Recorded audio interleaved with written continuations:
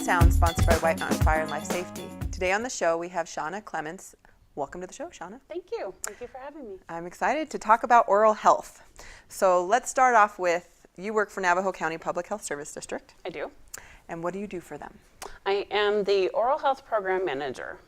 Okay, and what does that really entail as a manager? Like, what is that? Let's just start with that. Sure. So we provide, there's a couple different grants that we function under. We're completely grant funded. And we provide prevention services throughout our communities. We cover Navajo, Apache, a little bit in Gila County, as well as the reservation.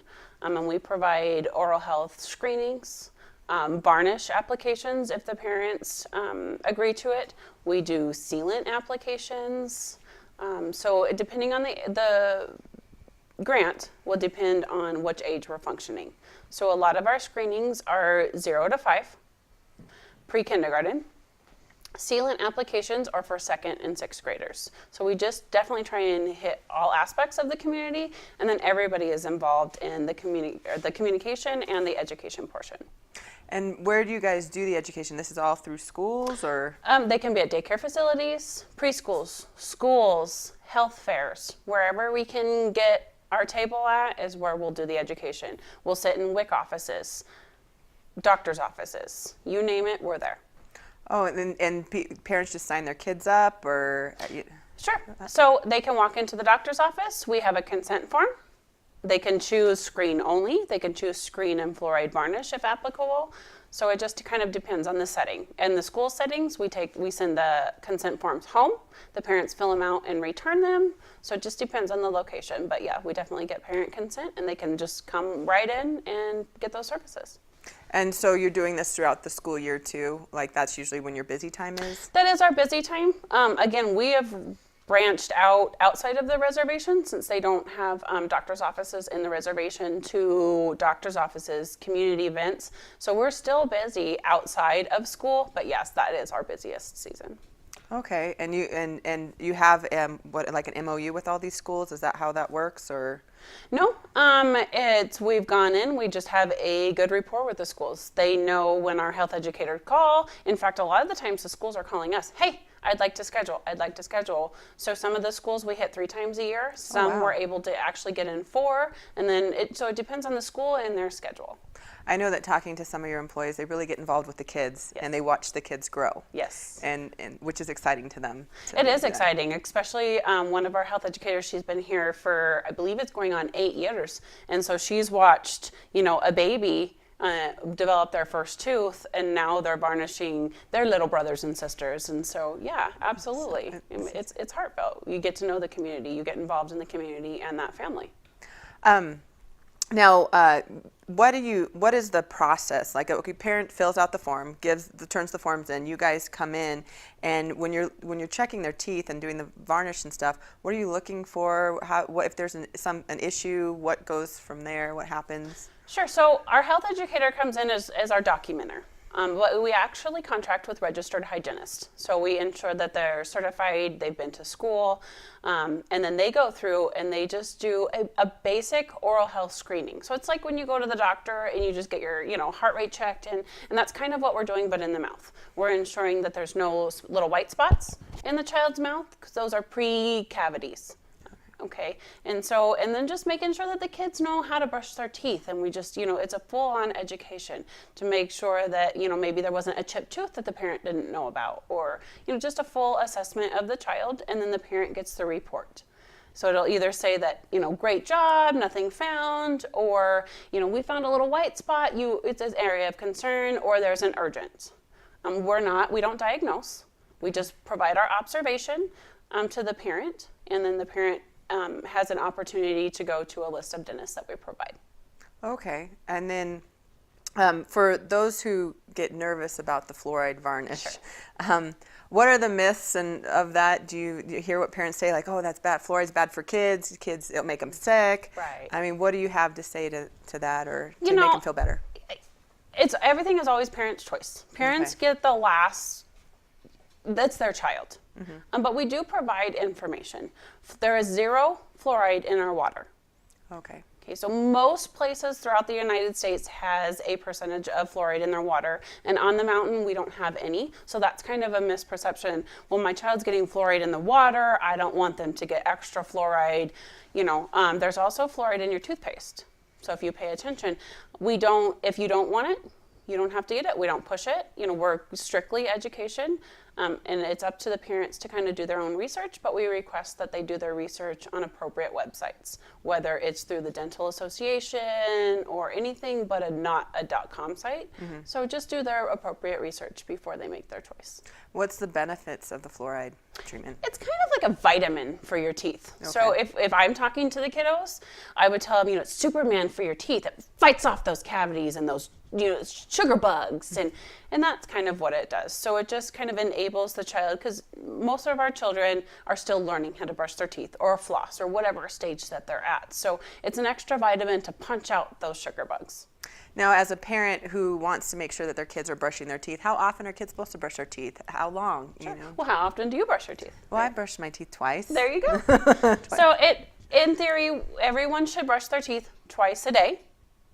And then depending on your age group, we would encourage flossing as well. 2 minutes at least. Okay. So if you have a little timer or if you have a song you want to sing, and we always recommend that of course, teach your child, but a parent should always help the child brush their teeth through the age of 8. Oh, okay.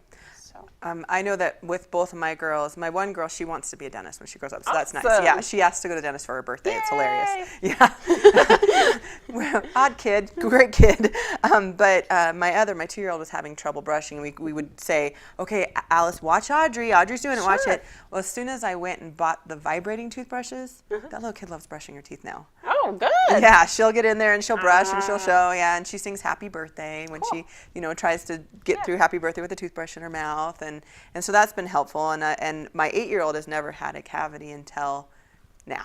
It happens. And it does, even if they brush their teeth.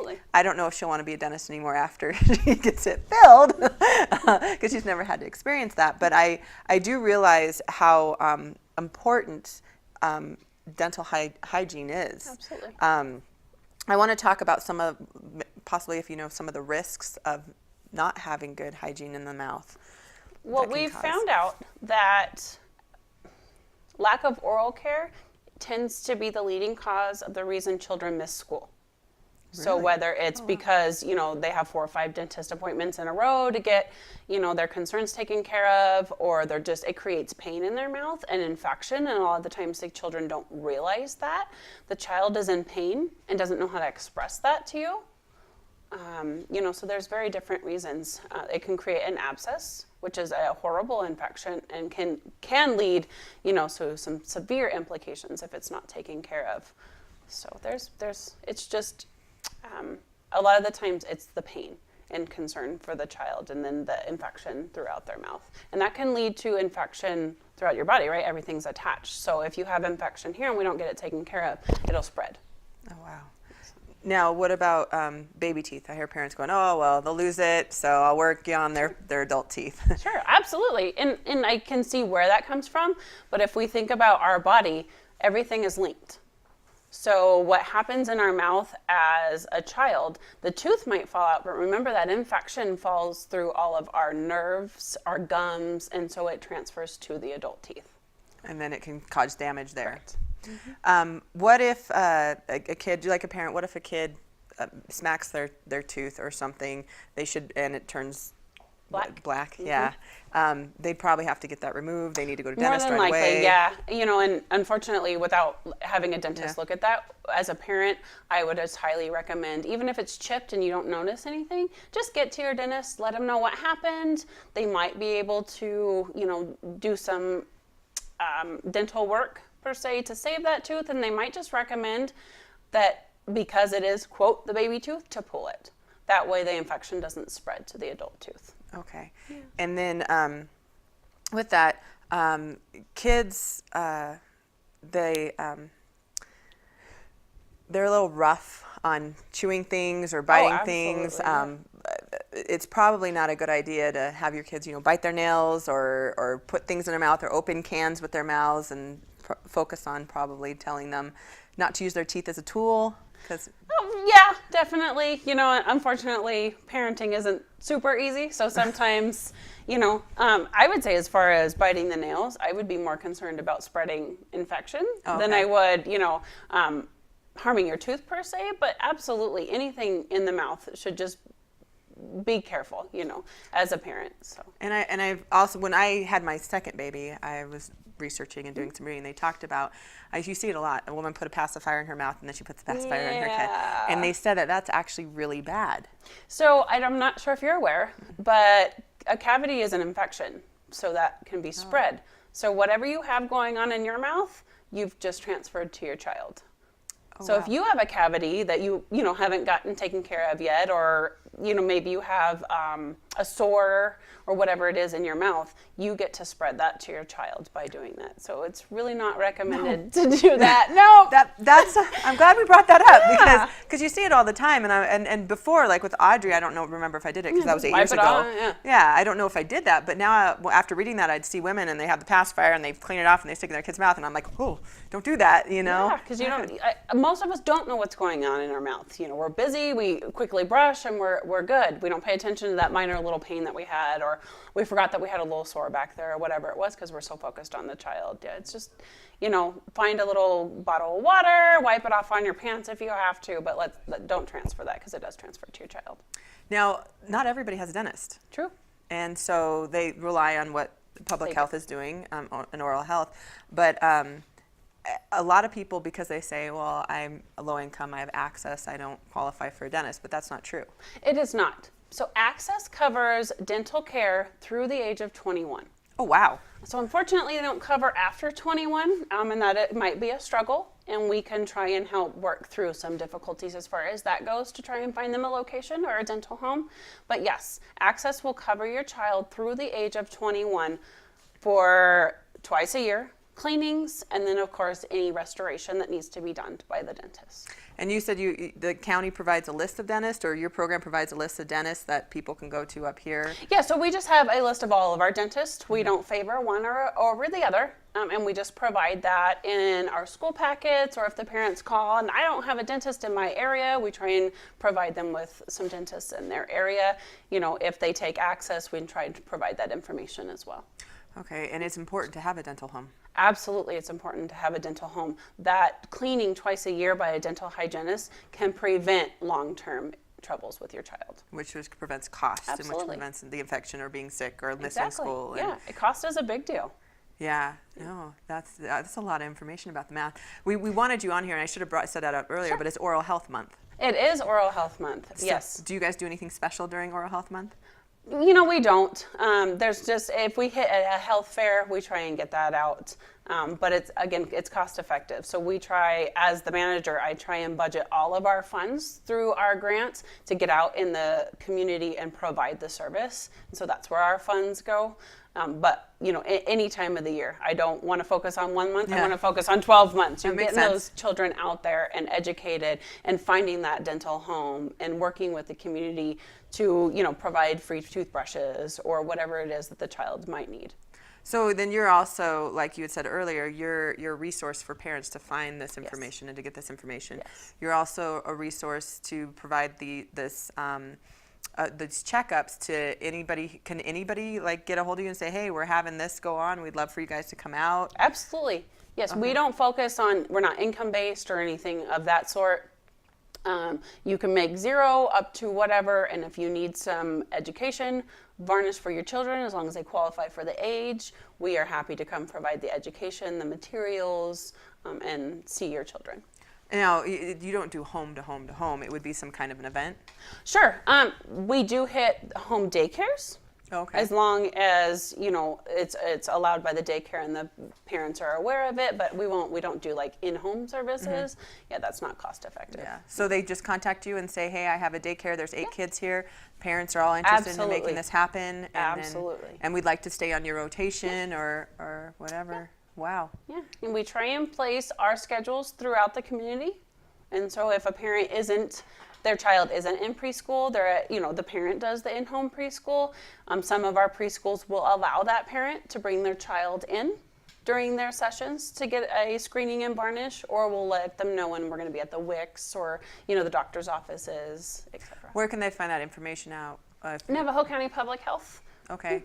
They just call, or maybe the Facebook page, or do you put Either it? or, yeah. Okay, then it'll be promoted and they'll see it out there. And then new babies with their first tooth, some people just say, oh no, we'll wait. But as soon as they get the first tooth, shouldn't they be seeing a dentist? Or Sure. The American Dental Association recommends that your child see their dentist by the age of 1. So what we try and encourage is for the parents to begin that practice from day 1. Whether you want to take a washcloth, or we have what we call a finger brush, and just kind of rubbing the child's tooth, getting some of the milk off or whatever it is that your child might be ingesting.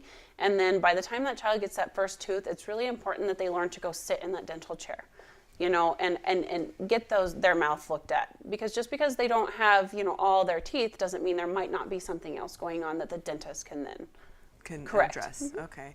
And some of the issues with babies and people not knowing, there's bottle rot. There's people. Absolutely. Baby bottle tooth decay. Yeah, we call those early childhood caries. A lot of the times it's in the front teeth.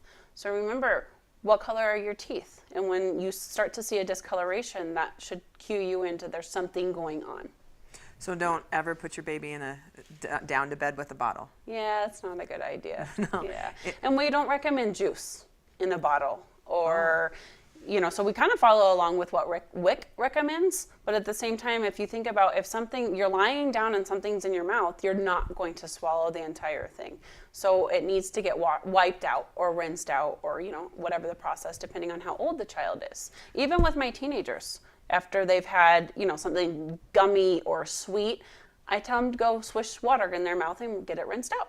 And just make sure to take care of your teeth, because Absolutely. they're hard to replace. Yeah, and expensive to replace. Expensive. Yeah, well, and I know that I was not always the best mother. You learn with your first kid, but I used to put Audrey down, and she'd have a bottle, but I know she'd lay down and she'd drink it. I wouldn't leave it in there. I'd let it, her go to sleep with it.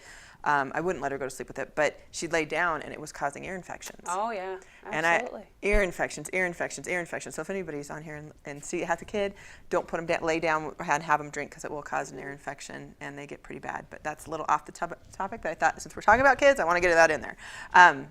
Is there anything else that parents should look for or be aware of with their children with any teeth that we did not cover? Or? No, I don't think so. I think just being slow down. Sometimes we get in such a rush that, we'll just let the child do it this time. We just have to create that pattern, that consistency. I know I have a lot of parents that are like, I fight with my child all the time to brush their teeth. Just make it consistent. I'm a silly parent. I got to get that elephant out of your tooth. Just make it fun.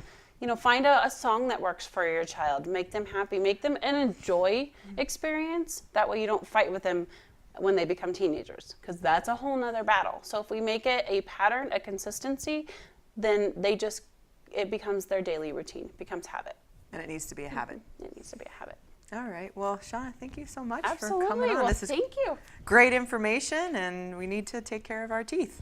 So thank you for watching Safe and Sound, and we'll see you next month.